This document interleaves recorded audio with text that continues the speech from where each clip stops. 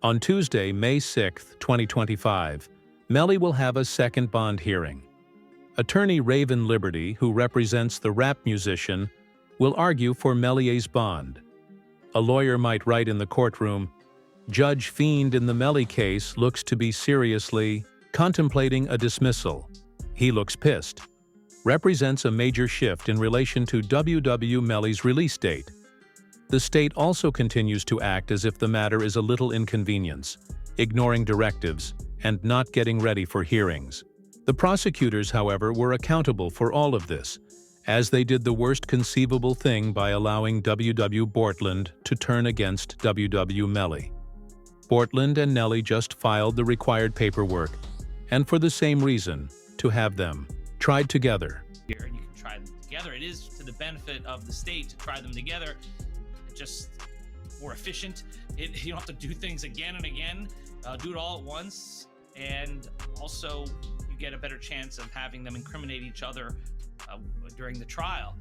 It benefits the defense to sever it. That way they can point the finger at each other and get away with it. So this is what's going on. But I don't think it should be automatically severed because the state is seeking a penalty for Melly, because it's only the penalty phase of the trial that would be different, not the guilt phase. The guilt phase is the same. They're both capital crimes. You're seeking the penalty on one, not the other, but that goes into the second part of the trial, the penalty phase, only if Melly is...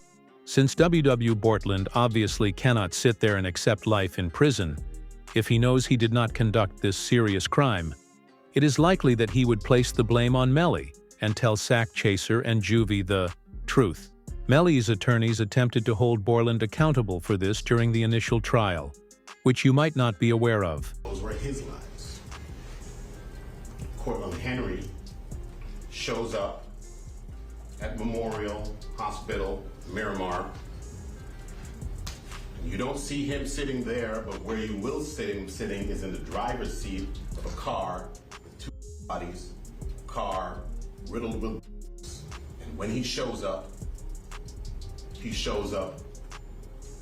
with a change of clothing, change of shirt, powder residue on his hands, evidencing that he had discharged a firearm. And he lies. He lies about where the incident occurred. He lies about how it occurred. And he lies about not having a phone.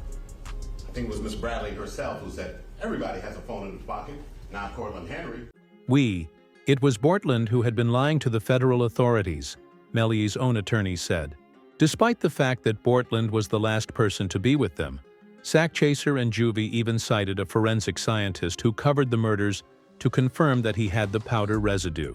So the right hand of Cortland Henry contained 0 particles characteristic of powder residue and two-component particles. And the left hand contained 1 particle characteristic of powder residue and 1 two-component particle. Okay. And can you explain to us what that means? Basically, overall, there was powder residue present on the hands.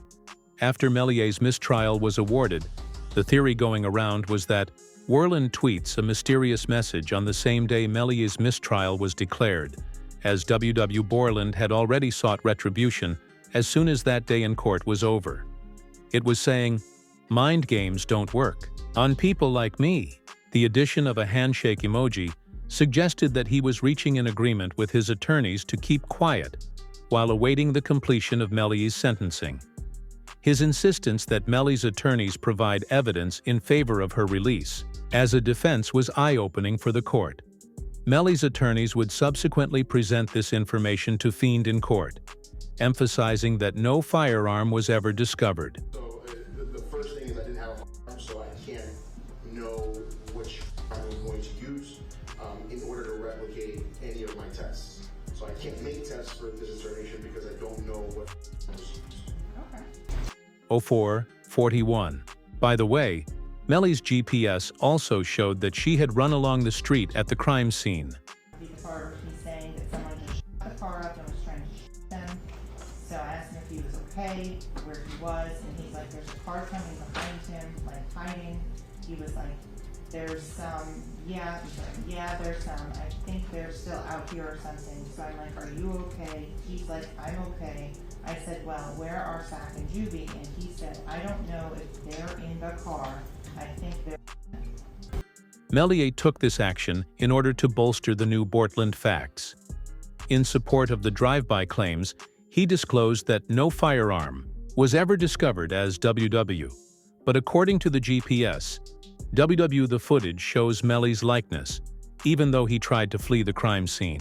It's because the prosecution wasn't scared to come forward and provide the newly appointed judge with yet another alarming piece of evidence that would expose Melly's motivation that you would think is sufficient to get him released.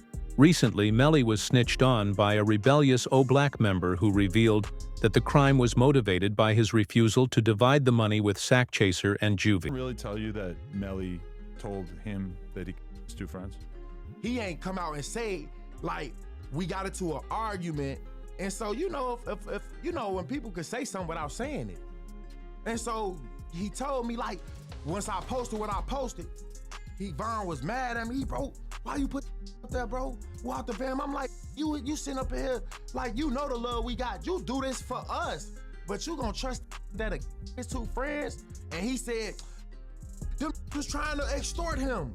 And so I'm like, if they was trying to extort him, then why are you still around them? Melly and Bortland would conduct promotions, sell products, and play concerts under the name YW, which is also a registered business LLC. In return, they would receive money that would be transferred to each member of YNW via the bank account. YW Melly no longer wanted to work, so Sackisser and Juvie took a portion of the money while doing nothing. It becomes intriguing, though, when you add this to the evidence that was also discovered on Melly's phone. He would text hours after the crime, effectively confessing. PC Gambino account asked him if he was okay, and his response was, I did that, and placed a smiley face emoji. And the next message from 10/26/2018 at 16:02 from Eastern Standard Time. The YNW Melly account says what? After that, SHHHH.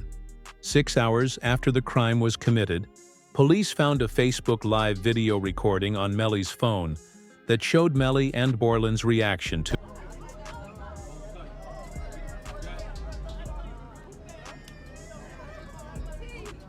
Melly still turned regardless of what happened this early morning. She's still out here being very positive. Turned still. Hey! No, still turned, regardless of what happened. You already know. Showing not even an ounce of sadness for the passing of their two best friends. But what you didn't know is there's something even scarier occurring behind the scenes. showing absolutely no regret for the murders of their two closest friends. But you were oblivious to the far more horrifying events occurring behind the scenes. They found troubling evidence in Mariah's iCloud account that links to Melly pressuring her to not testify at the initial trial, and the prosecutor's deliberate sluggish pace of presenting evidence against Melly was all part of their extremely safe plan. Is referred to as witness tampering, and it entails a life sentence in prison, whether or not Melly took Sack Chaser and Juvie out. Filing 6 new charges against Demmons and 2 others who were allegedly involved. The charges include tampering with a witness, directing the activities of a criminal, solicitation or conspiracy to commit tampering, and unlawful use of a two-way communication device. Now, a couple of those charges actually carry a life in prison sentence if there's a conviction. Melly has a genuine chance of being found not guilty of Sack Chaser and Juvie's deaths, because he was found not guilty in one mistrial earlier. Regardless of the result, Melly will receive a life sentence in jail if there is convincing proof that he committed witness tampering and that he instructed his ex-girlfriend not to testify. Since this is a different court case than the first one, Mariah will have to pay additional legal fees because she was arrested when she arrived in the U.S. last month.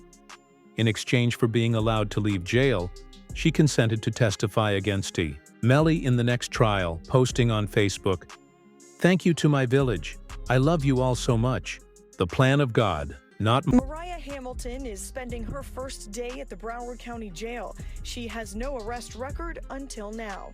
U.S. Border Patrol agents arrested her at Miami International Airport Monday after she arrived on an international flight. Court records show Hamilton was ordered to testify in Demon's first trial in 2023. The frightening aspect is that his witness tampered with WW, which is why the feds have already admitted that they had the proof. Melly hasn't been allowed to use a phone in jail for a few months. In fact, his mother, Jamie King, said in an interview that the county jail had denied her son a My son has not been convicted of anything, and even other inmates that have been convicted or anything, they have the right to use a telephone. They have a right to just to be allowed to write letters to their loved ones, to receive their mail. They hold his mail, they don't give it to him. Or, if it is indeed true that Melly has been tampering with witnesses using the jail phones, they would not have prevented him from doing so if he was only a suspect. Thus, they must have the actual evidence hidden away. Jamie King would explain that because they have hard proof, she is heartbroken for her son and feels helpless because he isn't even receiving humane treatment. You saw Melly's statement just saying how he's been hurt, how he's scared for his life. As a mother, how did that make you feel? It's heartbreaking. It made me feel completely helpless. Broward Sheriff's Office definitely needs to be investigated. I mean, they are making up their own rules. We've tried to go to court about this situation. The judge really doesn't have any jurisdiction when it comes to the jail, because we actually had a hearing about the mistreatment of him, and the jail they make their own rules. And I don't think that's fair, because I know that they... 6. But what more do we know about YNW Melly's mother, who made news when she disclosed that she built a fan account during his trial and then went on to talk about her reasons and income in an... You decided to break the internet the other day. You're saying that you're YNW Melly's mom and you're about to hit fans. Why not? You make money while you sleep, and you know, I turned 40 this year. Why not do something crazy? Did you start it yet, though? What? My only... Yeah. How much you made the first day? I just need to know the first day. The first day was pretty epic. It was pretty epic. Give me a ballpark figure. Like 40-ish, 50. One day? Day one. This would end up taking... On the internet, this would gain so much popularity that DJ Academics had to wait. YNW Melly's mom has announced that she's gonna be starting her own. And I gotta be honest with y'all, man, like, this is perplexing. The reason why it's perplexing is because I can't understand why she's doing this. Your son is fighting for his life. How much, you know, there's certain mothers in hip hop, and you probably could name a few, I won't name all of them, that I feel like their son became stars, but they also wanted to be stars as well. Blueface's mom is one of them. The situation between Melly's mom and Melly, I always thought was interesting, but I never thought she'd be doing this. If you're wondering if she's doing this for money, this can't be a money play. Like, no way, no how. 3. Scholars claim it has nothing to do with money, but fans would investigate and find a serious interview with Jamie King and Adam B. Slim from 2 years ago. When Adam would tell Melly's mother that he thought Melia had spent a lot of money on lawyers, she would simply chuckle. His brother would then be criticized by his own brother, YWB Slime, for making stupid purchases. I would assume that he spent a lot of money on lawyers. Like an amount that would probably... That kid spent a lot of money on a lot of things that shouldn't have been spent on. Really? Like what else? And cars, jewelry. And he's not even out to wear the jewelry. I'm like, why are you buying jewelry? You're not here to wear the jewelry. No, definitely lawyers are probably the best thing you can spend That's money what on. bro. But he's good with lawyers, bro. Like, money ain't an issue for lawyers. Like, he's fine, but it's just like, there was a lot of stuff that should have went to lawyers that he didn't spend on lawyers. I'm like, bro. And now it's like, he don't even... Witnessing her son go through such a trial is a significant part of Jaime King's experience, particularly after being charged with such a heinous crime. After further research, some fans, however, think Melly's mother is also receiving this money to fund the second court battle related to the witness tampering charge, since Melly had to keep asking her whether she was okay during the initial trial. The fan account might also be a way for her to decompress from her son's trial.